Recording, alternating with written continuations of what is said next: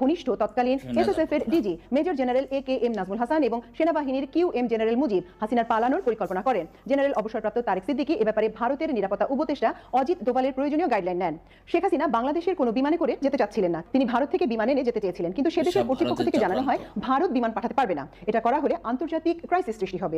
এরপর সিদ্ধান্ত হয় বিমান বাহিনীর বিমানে করে শেখ হাসিনা পালাবেন। আরও সিদ্ধান্ত হয় সার্বিক নিরাপত্তার স্বার্থে ঢাকা হযরত শাহজালাল আন্তর্জাতিক বিমানবন্দরে কিছু সময়ের জন্য অন্যান্য বিমানের ওঠানামা বন্ধ রাখা হবে, রাডারে যাতে বিমানটি ধরা না পড়ে সেজন্য এর ট্রান্সপন্ডার অফ করে রাখা হবে। এছাড়া বিমানটি ফ্লাই করার আগে যাতে খবরটি লিক হয়ে না যায় এবং শেখ হাসিনার গতিবিধি যাতে সামাজিক যোগাযোগ মাধ্যমে ছড়িয়ে না পড়ে সেজন্য আগে থেকে ইন্টারনেটও বন্ধ রাখা হয়। ওই দিন সকাল 9:30 থেকে ইন্টারনেট বন্ধ রাখা হয়।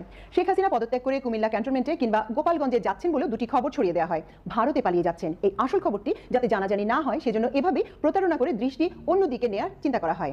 গণভবনে 4 আগস্টের রাতটি ছিল খুবই উত্তেজনাপূর্ণ ও ভয়ঙ্কর। এই রাতে নিরাপত্তা বাহিনীর শীর্ষ কর্মকর্তাদের সঙ্গে প্রধানমন্ত্রী শেখ হাসিনা কয়েক দফা বৈঠক